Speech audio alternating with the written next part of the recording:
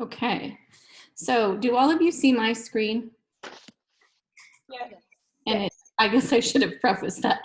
Do you see where it says student instructions? Are you seeing, because I have 5 screens. Yeah. Okay, awesome. Okay, I also started recording this just to let you know, because I am still waiting for Jackie to come in, and just in case for some reason she doesn't, we can have some recourse here. So I'll post this as well, same thing. It's not that big of a deal, but it's important that we have officially gone over this because it's a big deal to Ascend and to the Commission on Dietetic Registration. So with that being said, before I start, are there any questions? No. Okay, that's good. Okay, so here we are looking at, first of all, what I wanted to show you up here is, this is in the background is our Canvas site. And so I put final checkout right here as a module, and I just uploaded that. And then the forms that we're going over today, if you click on this, then it's going to take you to the forms that I want you to have and to review, and then to also send back to me. This one here, I've noted that you keep it for your records and not send it back, but I'll talk about that in a minute. Okay, so with that being said, these are the first ones we want you to look at. So what this is talking about is, it's talking specifically for CDR and the things that they want us to go over with you. And this is a PDF file that is uploaded for you that actually has hyperlinks in it. So I do think, at least for the exam preparation for RDs, you guys might want to check this out and see what you think of. We can talk about towards the end of the call some of the RD exam prep material that's available and what people are using and that kind of thing. But this is the one that CDR has made available, and they did actually just change it this year to something a little bit more robust and with a lot more questions and a lot more interactive and a computer component to it, whereas before it used to not be any of that. So that being said, so what we're going to do is talk about kind of the timelines and procedures for this. And so what they want you to know is that the timelines and procedures for normal processing time for a candidate submission is about a week.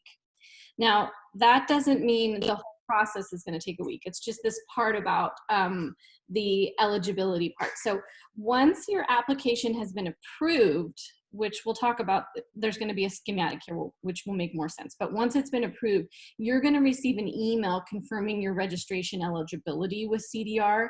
And then they're going to give you an authorized test email and letting you know who the vendors are that they're approving. And they say that will happen within 48 hours.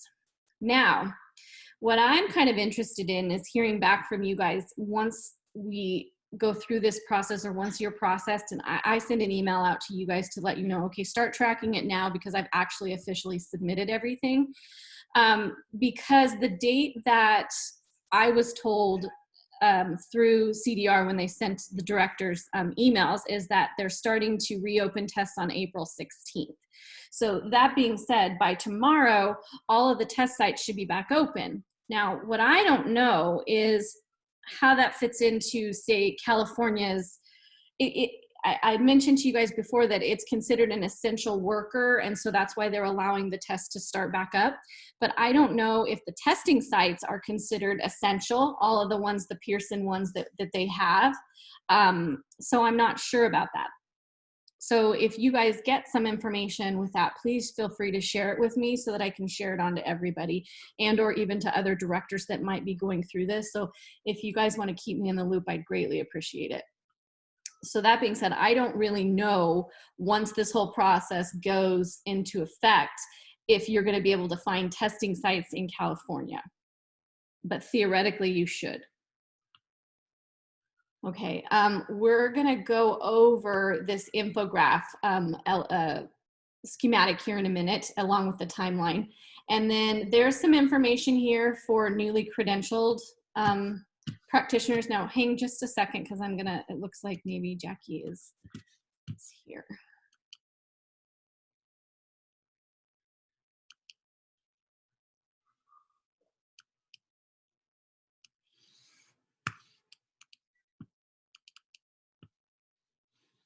There we go. All right, welcome, Jackie.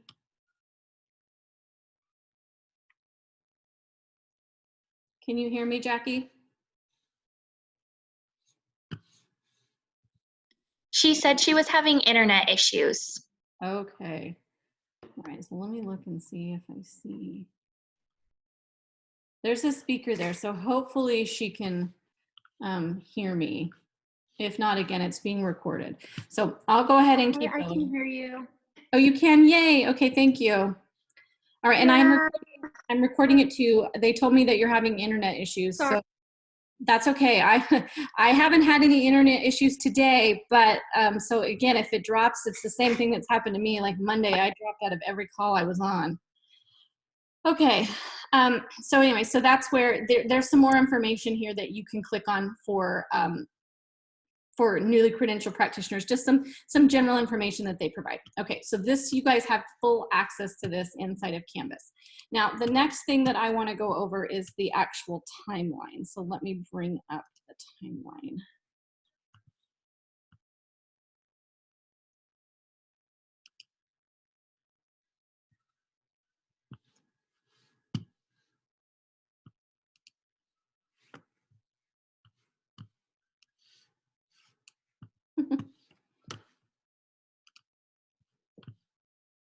The wonders of having multiple screens. There we go. Okay, can you guys see this one? Yeah. Okay, all right, so when we're looking at this one, this is what's gonna happen right here. So right now, what I'm asking all of you guys to do is I'm going to be sending you these forms, or you have the forms, so you're gonna need to download them, and I need a wet signature. In the meantime, for when we're doing that, I am gonna go into this program director's portal that's through CDR. It's called REPS. So if I use that term REPS, REPS, I'm talking about this portal that CDR has. And within this portal, what I do is I input your name. And it's more than just your name that I have to input. I actually have to input like the date that you received your DPD verification. So I literally have to go back to the university. I'm gonna have to pull our files that we have, and I'm gonna have to look at the date that your DPD director signed it. I have to put all of that information in. I have to put in your email. There's some things that I put in. Once I put all of that information in, then it will send an email to you. So I'm gonna wanna know which email you want to use so that you get this. Once you get this, then you have to fill out some information inside of REPS as well, like your address. And so I would encourage you that this is going to be where they're going to send any kind of paperwork, and would also send most likely once you've actually passed the exam, like your proof and all of that stuff. So think about that when you choose your mailing address, like where you think you're going to be in a couple months from now. So like some people will, like I'm thinking of Letitia, like use your parents' address or somewhere where you know that you can get the mail. And then here what's gonna happen, okay, so here you receive the emails, you complete your demographics that they want you to, and then I will submit the class through CDR via REPS. When I do that, now if not all of you are ready at the same time, that's okay. I can submit multiple classes. So if there's still some people that are working on their hours and still need more time, don't panic. I can submit more classes, but I'm gonna go in and submit a class at some point when I have enough people, like at least 3 people that are ready to go, I'll go ahead and send that in. So once I send that in, that's when I send an email out to the people that I sent in and say, hey, I submitted it through REPS. Now you should hear something within 1 to 2 days that at least they've got it. And so then once they say they've got it, then they go over it and decide if what I sent them is appropriate. So again, I have to send them your transcripts, like your actual degree posted transcripts that show you have a bachelor's, because in order to be eligible for the exam, you have to have a bachelor's in anything. You have to have that verification statement that says you did the DPD. You have to have another verification statement that I will also be giving you that shows that you've had the 1,200, or in this case, 1,000 supervised practice hours. And then this other form that they want you to fill out here, that the RD use and misuse. Once we have these forms inside this portal, they will consider it eligible. Now, if they don't have something here, they will decline it. That's never really happened. I've never had anything declined because everybody's eligible. But maybe like if I forgot, I did have one where I forgot to attach something, or like it actually went through the scanner and it stayed stuck to it, and so it didn't attach. And so, but they emailed me that. They never declined the student. So I don't know what the denied actually would be, but I usually have to correct whatever thing is happening. So what will happen is that it gets approved, and then CDR is going to transmit the examination eligibility data to Pearson VUE. And the candidate is emailed eligibility confirmation from CDR. And so that could take another 1 to 2 days. And again, these were time frames from before we had COVID. So I don't know how this is changing, and I don't know how, if I had a conference call yesterday with all of the dietetic internship directors in the CSU system. And so some of them are like me where they're almost done, but then there's some that are not. So I'm not sure how busy CDR is right now as far as processing these. So that'll be interesting to see, but there's a person that processes them all. Okay, so then Pearson VUE receives the candidate information and sends the authorization to test email. That was the one we were talking about.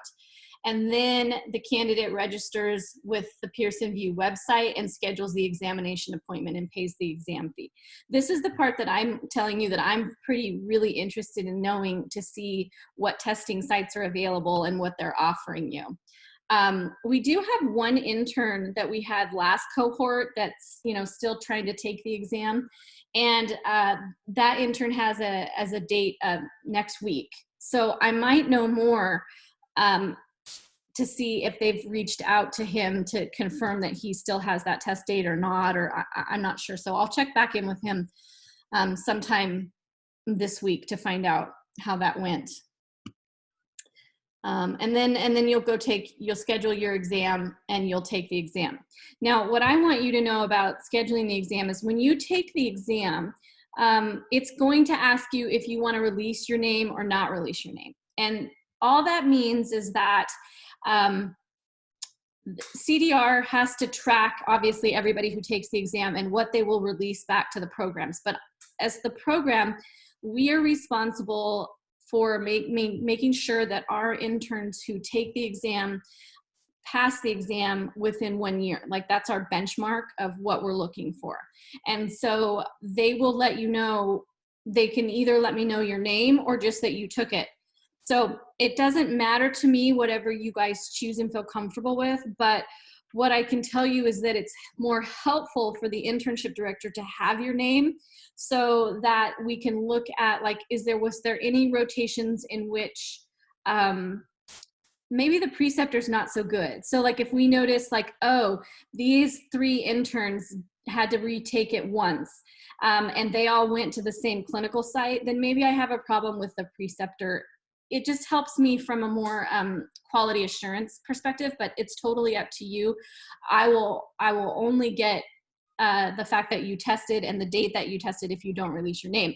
Now, if you do release your name, so most interns will release their name, I don't get the results immediately. So that's the other thing. It's kind of funny. Like, I've had interns where they're like, they said, I ran into them and they're like, I passed the exam. And I'm like, you passed the exam? I didn't even hear. They're like, well, I released my name to you. Well, they do, but they only give me those reports twice a year. So I only get to see the results every 6 months. So if you pass, or even if you don't, reach out to me and let me know, because I'll be super excited for you if you pass. And if you don't, then, we can work through it, and, I can help you with those things. So please let me know if you feel comfortable. If you don't, that's okay too. Okay, so this is the timeline. Does anybody have any questions about the timeline before we move on to the next form? No. Okay, all right. So then let me take that one down. And then this form right here. So what we've done now is we've done the student instructions. We've done the flow chart. Now I'm going to talk about this name and address change form, because this one is one you will keep. And you don't have to mail this one back to me. But these other ones I do want you to mail back to me, because I need wet signatures. I need them back. Okay, so on this one, this is for a name or address change for registration eligibility. So what you want to do with this one is hang on to this one. If in the meantime, from the time that you actually take and pass the exam, sometimes interns get married, sometimes whatever address they had on file, if they moved, they need to fill this form out. So you fill this form out and you submit it directly to these folks right here to get the change. So if someone's planning, is there anybody planning on getting married? Anissa, when are you getting married? I'm supposed to get married in August, but I don't know if that's gonna happen. Okay. Well, if you do get married before you take your exam, but while you're still registration eligible, if you want to change your name here, you can. Or you can just keep your name the same and, worry about changing it, keep your marriage license to where it's in this name so that then it's up to you on how you do it, but you'll need to do this form if you actually fully change your name officially. Okay. Okay. And same thing, Lauren, when are you getting married? I actually already did, but we're having the big wedding in December. We did like a little, go to the courthouse really quick because we just weren't too sure with everything. Gotcha. Well, thanks for that.